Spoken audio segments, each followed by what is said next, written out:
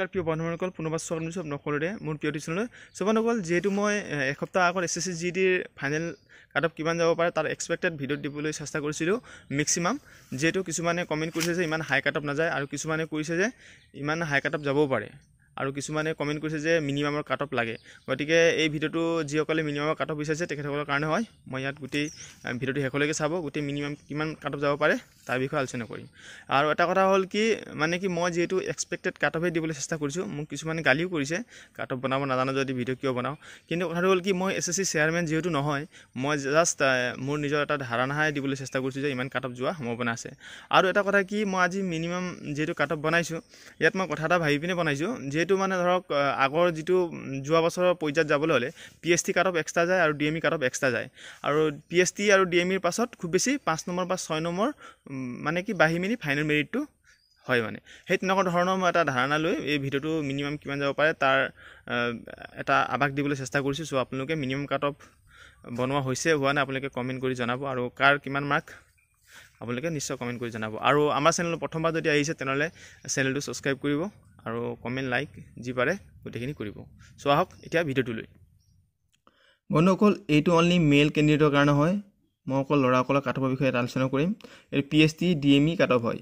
যিহেতু মই আগৰ মেক্সিমাম য'ত ভিডিঅ' কাট অফ দিছিলোঁ, এই ভিডিঅ' ডিছক্ৰিপশ্যনৰ লিংকটো দিয়া থাকিব, তাত আপোনালোকে যদি মেক্সিমাম যদি ভিডিঅ' কাট অফ লাগে SSC GD তেনেহ'লে তাত গৈ আপোনালোকে চাই ল'ব। এইটো মিনিমামৰ কাট অফ হয়। যিহেতু চাওক, কাষ্ট হয় জেনেৰেল আৰু বৰ্ডাৰ ডিষ্ট্ৰিক্ট হয়। EWS জেনেৰেল ডিষ্ট্ৰিক্টৰ 50.46, বৰ্ডাৰ ডিষ্ট্ৰিক্টত গৈছিলে 56.78। ঠিক আছে, OBC জেনেৰেল ডিষ্ট্ৰিক্টত গৈছে 66.84, বৰ্ডাৰ ডিষ্ট্ৰিক্টত গৈছে 68.34। ঠিক এনেকৈ SC জেনেৰেল ডিষ্ট্ৰিক্টত 64.94 গৈছে, আৰু বৰ্ডাৰ ডিষ্ট্ৰিক্টত 67.26 গৈছে। ঠিক তেনেকৈ ST জেনেৰেল ডিষ্ট্ৰিক্টত 62.69 গৈছে, আৰু বৰ্ডাৰ ডিষ্ট্ৰিক্টত 64.42 গৈছে। ঠিক তেনেকৈ URত গৈছে জেনেৰেল ডিষ্ট্ৰিক্টত 69.76, আৰু বৰ্ডাৰ ডিষ্ট্ৰিক্টত গৈছে 74.56। এইটো গৈছে আপোনাৰ PST আৰু DME cut off.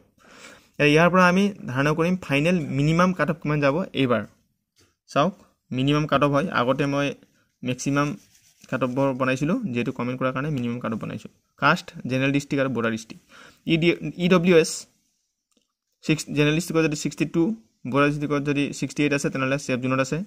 OBC general ডিষ্ট্ৰিক্টত 78 আছে, বৰ্ডাৰ ডিষ্ট্ৰিক্টত যদি 81 আছে আপোনালোকে ছেফ জোনত আছে। ঠিক তেনেকৈ SC জেনেৰেল ডিষ্ট্ৰিক্টত 76 যদি আছে, আৰু বৰ্ডাৰ ডিষ্ট্ৰিক্টত যদি 79 আছে তেনেহ'লে ছেফ জোনত আছে।